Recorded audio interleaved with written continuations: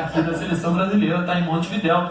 Provavelmente deve chegar na quarta-feira para o jogo já de quinta-feira contra o Corinthians. E o Fluminense está nessa expectativa de final de Libertadores daqui a 19 dias, no dia 4, também no Maracanã contra o Boca Juniors. Como é que você acha que foram esses 10 dias de treinamentos do Fluminense, que vem de uma derrota para o Botafogo, onde o time não se comportou bem? E aí tem aquela descarga emocional do jogo do Internacional, que foi totalmente atípico, uma virada espetacular, e aí logo um jogo na sequência não tem nem como cobrar concentração, essas coisas todas. Mas depois de 10 dias, você acha que esse trabalho, mesmo não tendo o Diniz no dia a dia, o Fluminense pode voltar a ter apresentações mais interessantes? Porque, na minha opinião, o Fluminense necessita de alguns ajustes para esse jogo do dia 4, dessa final contra o Boca na Libertadores. Você acha que o Fluminense, nesses jogos que tem, eu acho que são 2 ou 3 ainda, mas eu acho que são só 2, ele tem que pensar nesses ajustes para a final, ou tem que pensar em busca de melhores colocações no Campeonato Brasileiro, jogo a jogo? Tem 2 coisas que me preocupam nesse momento do Fluminense. A primeira é a lesão do Nino. O Nino, a gente fala sobre o jogo do dia 4, sobre o compromisso mais importante, que é uma decisão de Libertadores e um título inédito para o clube.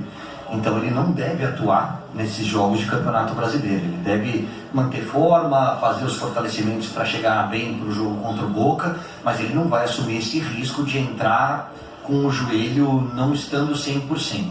Ele é um cara muito importante, tanto na saída de bola, na liderança que ele tem sobre o grupo, e principalmente porque é o melhor zagueiro que o Fluminense tem à disposição numa defesa que tem apresentado problemas físicos, né, de lesão. O jogador mais confiável defensivo.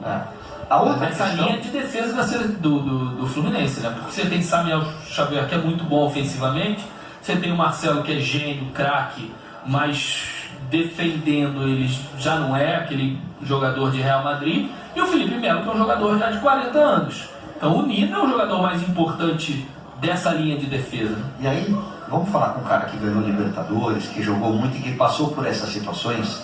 É muito difícil você virar a chavinha agora. Muito. Porque você passa a ter uma contagem regressiva para o jogo do dia 4. Você não está com a cabeça 100% no Brasileiro. E aí você corre o risco de ficar sem as 2 coisas, né, Paulo?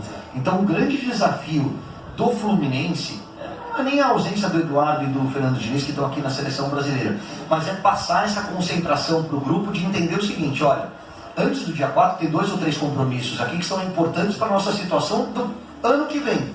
Depois a gente se preocupa com o Boca. Como é que vira essa chavinha, cara? É muito difícil, né? Todo mundo fala sempre isso, é só virar a chave e disputar outra competição. E é muito difícil. Você pega o lado do Fluminense. O Fluminense está vindo agora de uma final depois de 15 anos. Né?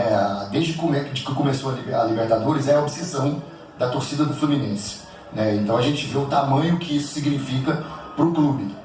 A gente falou aqui agora com o Eduardo, né, a respeito se tem uma dificuldade de trabalhar na seleção e no clube. Então a gente tem que imaginar isso. Ele ficou aqui, o Roger falou, citou muito bem. 10 dias aqui longe do clube. Vai ter que voltar agora para um jogo importante, provavelmente com a vitória cheia de energia ou com a derrota muito preocupado em relação à seleção e ao próprio Fluminense. Mas eu acho que é fundamental para os jogadores mais experientes entenderem que esses jogos são importantes para aprimorar para o jogo decisivo. Não tem como você tirar esse jogo do dia 4 da mente. É impossível. Eu passei muito por isso em 2 vezes e era muito complicado. A gente ficava na concentração, Roger, conversando a respeito. A gente ia jogar, dá um exemplo, com o Criciúma no Brasileiro e falando sobre o jogo da Libertadores. Então assim, não tem como fugir. Não tem como fugir. É óbvio que são jogadores que dentro de campo vão se entregar ao máximo, mas é muito difícil, é muito complicado. Mas você falou do Renato Augusto. O Fluminense também tem um processo de recuperação do Ganso.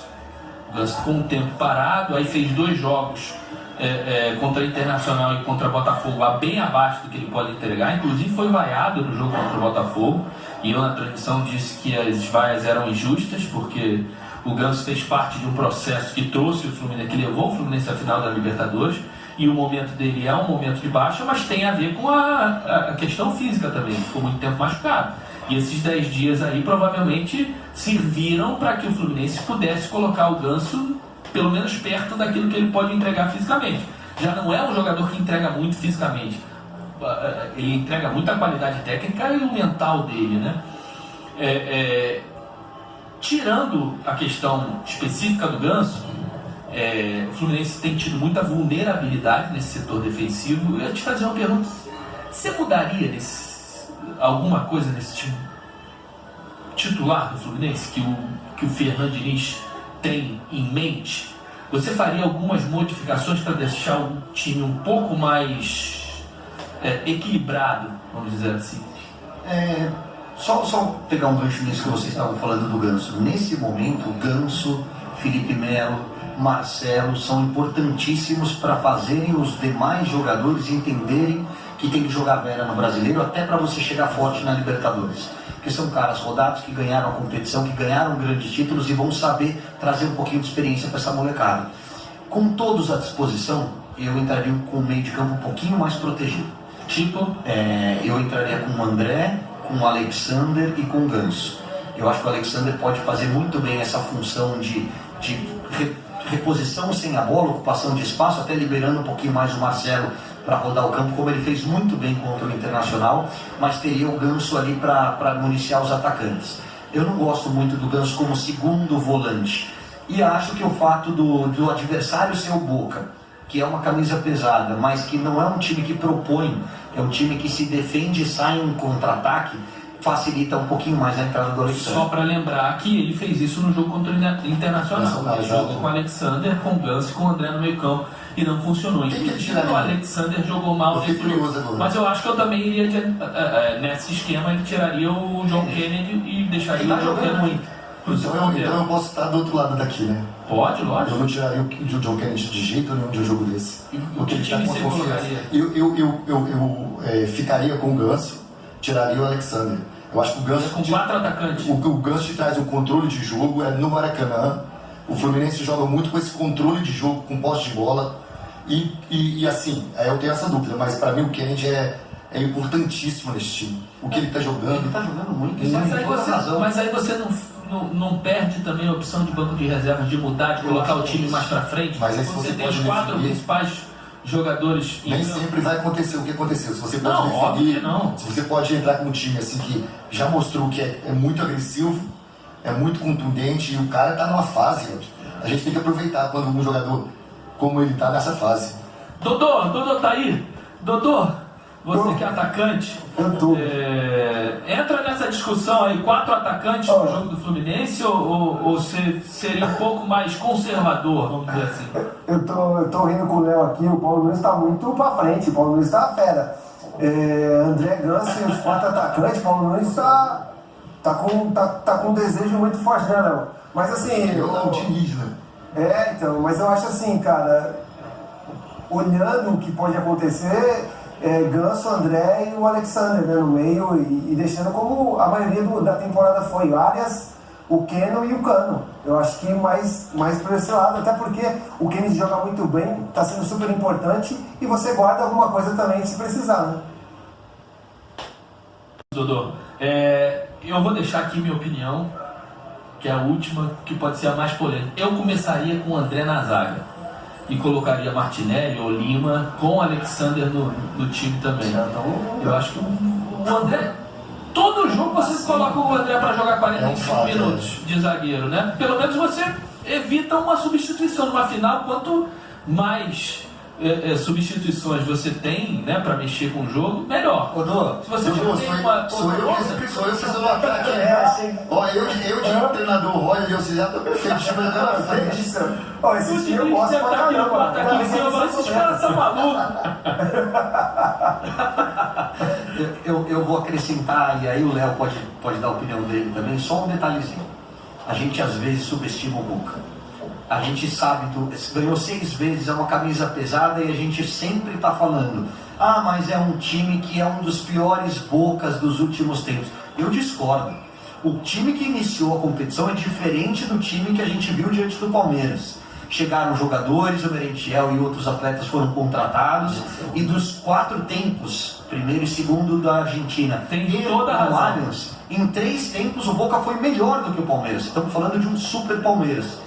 Só por conta disso eu não seria tão ofensivo como E você. jogou bem ontem contra o Tajeres, né? Foi pros pênaltis, mas fez um grande jogo, criou bastante. O Cavani perdeu 3, 4 gols. Tô viajando, Léo? Não. Eu acho que é bem por aí, na verdade, esse Boca Juniors. É claro que não é aquele Boca Juniors que a gente se acostumou dos anos 2000. Desculpa. O Dodô tá lembrando de 2008 porque vocês começaram a lembrar da final da Libertadores, quando o Paulo Nunes falou há 15 anos que não chega. O Dodô lembrou que estava lá e estava passando aqui as cobranças de pênalti mentalmente aqui na cabeça dele. Ele falou, nem cheguei a bater, né, Dodô? É verdade.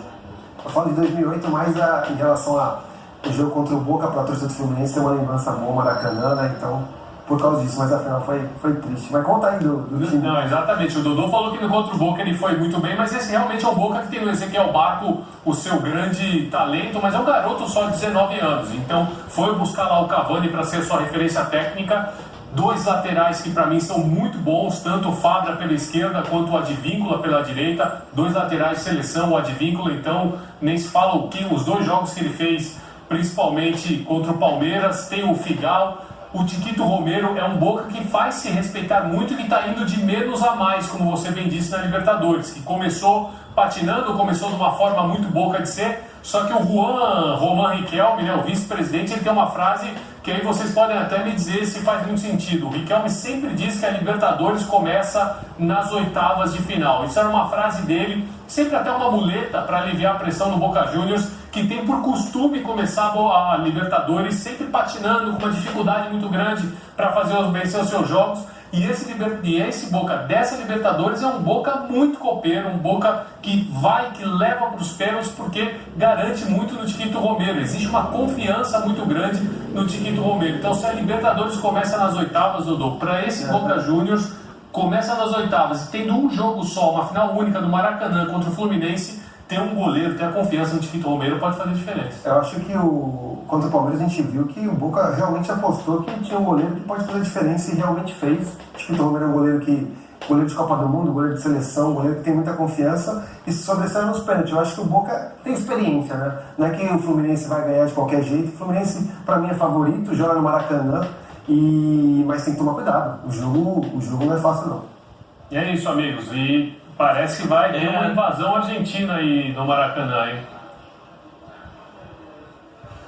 Eu não vou contar quem, mas temos um integrante aqui da nossa equipe, não aqui na frente, desses fanáticos, ferrenhos, que ele falou assim, olha, eu senti que o Fluminense vai ser campeão nos pênaltis. E eu respondi, se puder evitar, melhor. Vou só dar um número para poder evitar esse jogo dos pênaltis. 26 pênaltis dos últimos do Boca, só 12 entraram. Então é melhor evitar mesmo, né? Eu respondi para ele assim, se for para ganhar, não importa como. Mas se puder evitar os pênaltis, é muito melhor. O do Romero para a cabeça. É muito melhor. Macedão, Thiago Macedo, consegue colocar a agenda aí da